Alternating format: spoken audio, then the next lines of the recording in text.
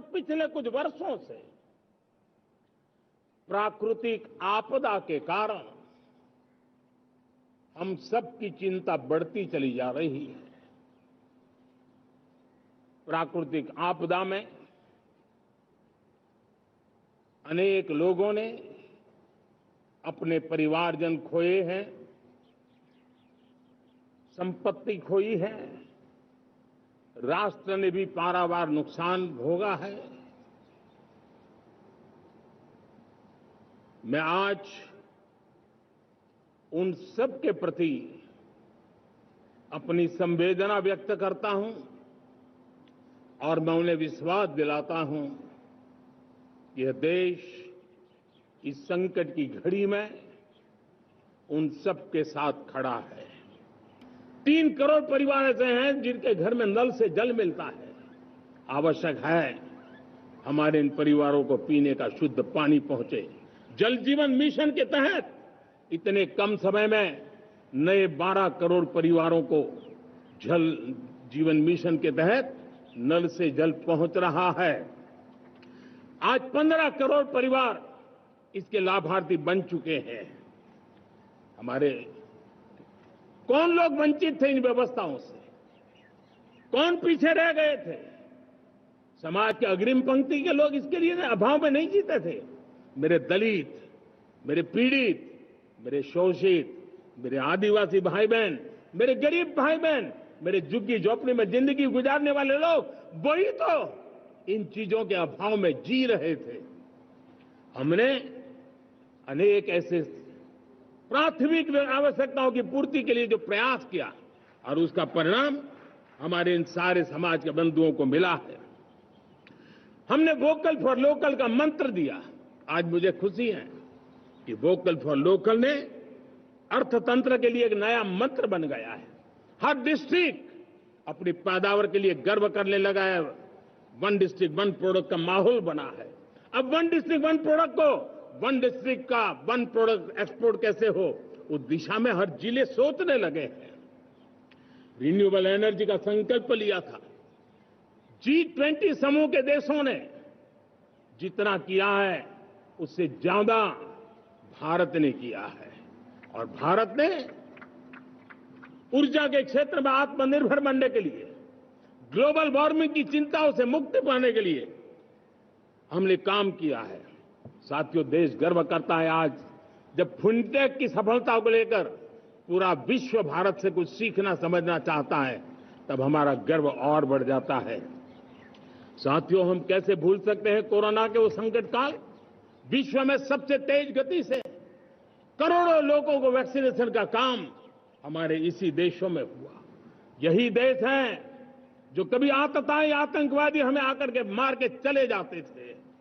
जब देश की सेना सर्जिकल स्ट्राइक करती है, जब देश की सेना एयर स्ट्राइक करती है, तो देश के नौजवानों का सीना ऊंचा हो जाता है, तन जाता है, गर्व से भर जाता है। और यही बातें हैं जो आज 140 करोड़ देशवासियों का मन गर्व से भरा हुआ है, आत्मविश्वास से भरा हुआ है।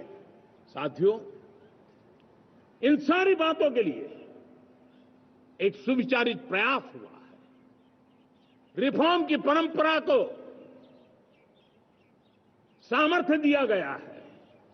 नक्कर तरीकों के, नक्कर लक्ष्य को लेकर के, और जब राजनीतिक नेतृत्व की संकल्प शक्ति हो, दृढ़ विश्वास हो, जब सरकारी मशीनरी उसको लागू करने के लिए समर्पण भाव से जुट जाती है, और जब देश के हर नागरिक उस सपने को पूरा करने के लिए, जन भागीदारी करने के लिए, जन आंदोलन बनाने के लिए आगे आता है, तब हमें निश्चित परिणाम मिलता ही रहता है। मेरे प्यारे देशवासियों, हम ये न भूलें कि देश उस परिस्थितियों से भी दशकों तक भी आजादी के बाद समय बिताया है, जब होती है, चलती है, अरे यार ये तो चलेगा, अरे हमें क्या मेहनत करने की जरूरत है, अरे मामला है अगली पीढ़ी दिखेगी, अरे हमको मौका मिला है यार, मौज कर लो, आगे वाला आगे का जाने, हमें क्या कर रहा है, हम अपना समय निकाल दें, अरे नया करने जाओगे कोई बवाल उठ जाए। पता नहीं क्यों देश में एक स्टेटस को का माहौल बन गया था। जो है उसी से गुजारा कर लो, यही का माहौल बन गया था। और लोग तो कहते हैं अरे भाई छोड़ो, अब कुछ होने वाला नहीं है, चलो, ऐसा ही मन मर गया था। हमें इस मानसिकता को तोड़ना था, हमें विश्वास से भरना था, और हमने उस दिशा में प्रयास किया। कई लोग तो कहते थे अरे भाई अगली पीढ़ी के लिए काम हम अभी से क्यों करें, हम तो आज का देखें। लेकिन देश का सामान्य नागरिक ये नहीं चाहता, वो बदलाव के इंतजार में था, वो बदलाव चाहता था, उसकी ललक थी, लेकिन उसके सपनों को किसी ने तवज्जो नहीं दी, उसकी आशा आकांक्षाओं को अपेक्षाओं को तवज्जो नहीं दी गई, और उसके कारण वो मुसीबतों को झेलते हुए गुजारा करता रहा, वो रिफॉर्म्स का इंतजार करता रहा। हमें जिम्मेदारी दी गई और हमने बड़े रिफॉर्म्स जमीन पर उतारे। गरीब हो, मिडिल क्लास हो, हमारे वंचित लोग हो, हमारी बढ़ती जाती शहरी आबादी हो, हमारे नौजवानों के सपने हो, संकल्प हो, आकांक्षाएं हो, उनके जीवन में बदलाव लाने के लिए रिफॉर्म का मार्ग हमने चुना।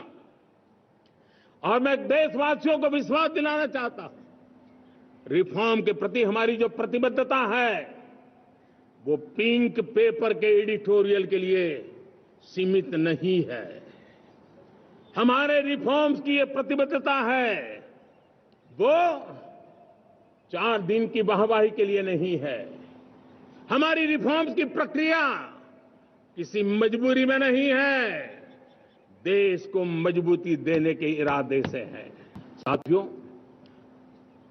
दुर्भाग्य से हमारे देश में आजादी तो मिली, लेकिन लोगों को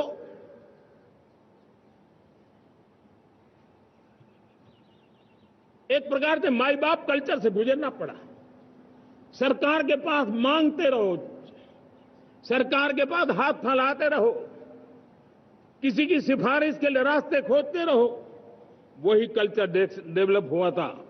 आज हमने गवर्नेंस के इस मॉडल को बदला है। आज सरकार खुद लाभार्थी हितार्थी के पास जाती है। आज सरकार खुद उसके घर गैस का चूल्हा पहुंचाती है। आज सरकार खुद उसके घर पानी पहुंचाती है। आज सरकार खुद उसके घर बिजली पहुंचाती है। आज सरकार खुद उसको आर्थिक मदद दे करके विकास के नए आयामों को सर करने के लिए प्रेरित करती है, प्रोत्साहित करती है। आज सरकार खुद नौजवान के स्किल डेवलपमेंट के लिए अनेकविध कदम उठा रही है।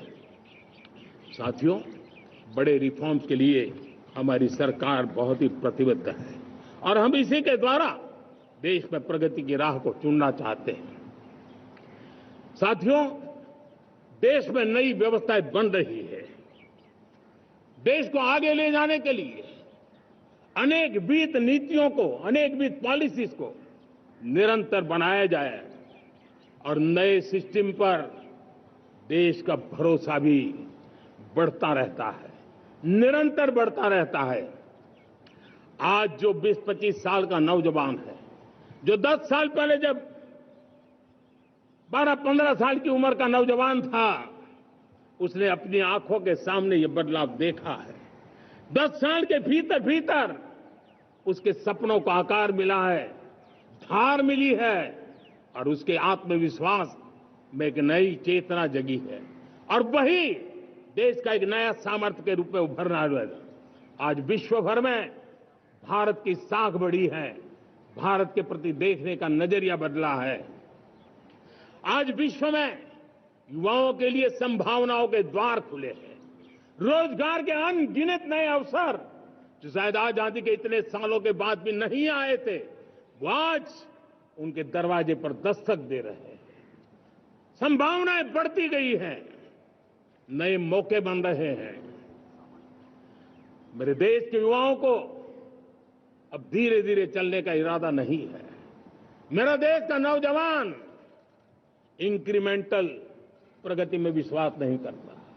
मेरा देश का नौजवान छलांग मारने के मूड में है। वो छलांग मार के नई सिद्धियों को प्राप्त करने के मूड में है। मैं कहना चाहूंगा, भारत के लिए गोल्डन एरा है। वैश्विक परिस्थितियों की तुलना में भी देखें, ये गोल्डन एरा है, ये हमारा स्वर्णिम कालखंड है। मेरे प्यारे देशवासियों, ये अवसर हमें जाने नहीं देना है, ये मौका हमें जाने नहीं देना चाहिए और इसी मौके को पकड़ करके अपने सपने और संकल्पों को लेकर के चल पड़ेंगे तो हम देश की स्वर्णिम भारत की जो अपेक्षा और हमें विकसित भारत का 2047 का लक्ष्य हम पूरा करके रहेंगे। हम सदियों की बेड़ियों को तोड़ करके निकले हैं। आज टूरिज्म का क्षेत्र हो, एमएसएमई का क्षेत्र हो, एजुकेशन हो, हेल्थ सेक्टर हो, ट्रांसपोर्ट सेक्टर हो, खेती और किसानी का सेक्टर हो, हर सेक्टर में एक नया आधुनिक सिस्टम बन रहा है। हम विश्व की बेस्ट प्रैक्टिसेस को भी आगे देख रखते हुए हम हमारे देश की परिस्थितियों के अनुसार आगे बढ़ना चाहते हैं। हर सेक्टर में आधुनिकता की जरूरत है, नएपन की जरूरत है, टेक्नोलॉजी को जोड़ने की जरूरत है और हर सेक्टर में हमारी नई नीतियों के कारण इन सारे क्षेत्रों में एक नया सपोर्ट मिल रहा है, नई ताकत मिल रही है। हमारे सारे अवरोध हटे, हमारी बंदी से दूर हो, हम पूरे सामर्थ्य के साथ चल पड़े, खिल उठे, सपनों को पा करके रहे, सिद्धि को हम अपने निकट देखें, हम आत्मसात करें, उस दिशा में हम चलना है। अब आप देखिए कितना बड़ा बदलाव रहा है। मैं एकदम जमीनी स्तर की बात करूं, विमेन सेल्फ हेल्प ग्रुप आज 10 साल में हमारे 10 करोड़ बहनें विमेन सेल्फ हेल्प ग्रुप में जुड़ी है। 10 करोड़ नई बहनें। हमें गर्व हो रहा है कि हमारे सामान्य परिवार की गांव की 10 करोड़ महिलाएं आर्थिक रूप से आत्मनिर्भर बन रही हैं और जब महिला आर्थिक रूप से आत्मनिर्भर बनती हैं तब परिवार की निर्णय प्रक्रिया की हिस्सेदार बनती हैं, एक बहुत बड़ी सामाजिक परिवर्तन की गारंटी लेकर के आती है। मुझे गर्व है इस बात पर, लेकिन साथ साथ मुझे गर्व इस बात का भी है कि हमारे सीईओ आज दुनिया भर के अंदर अपनी धाक जमा रहे हैं। भारत के हमारे सीईओ विश्व भर में अपनी धाक जमा रहे हैं। हमारे लिए खुशी की बात है कि एक तरफ मेरे सीईओ दुनिया भर में नाम कमा रहे हैं, भारत का नाम बढ़ा रहे हैं, तो दूसरी तरफ विमेन सेल्फ हेल्प ग्रुप से 1 करोड़ मेरी सामान्य परिवार की माताएं बहनें लखपति दीदी बनती है। मेरे लिए ये भी उतना ही गर्व की बात है।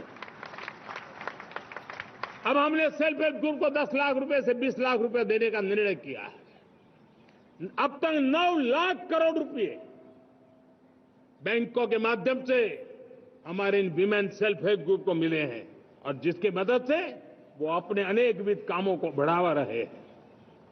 मेरे साथियों, मेरे नौजवान इस तरफ ध्यान दें। स्पेस सेक्टर एक फ्यूचर है हमारे साथ जुड़ा हुआ, एक महत्वपूर्ण पहलू है, हम उस पर भी बल दे रहे हैं। हमने स्पेस सेक्टर में बहुत रिफॉर्म किए हैं। जिन बंधनों में हमने स्पेस सेक्टर को बांध के रखा था उसे हमने खोल दिया है। आज सैकड़ों स्टार्टअप्स स्पेस के सेक्टर में आ रहे हैं। वाइब्रेंट बनता जाता हमारा स्पेस सेक्टर भारत को एक शक्तिशाली राष्ट्र बनाने का एक महत्वपूर्ण अंग है और हम इसको दूर की सोच के साथ मजबूती दे रहे हैं। आज private satellite, private rocket launch हो रहे हैं, ये गर्व की बात है।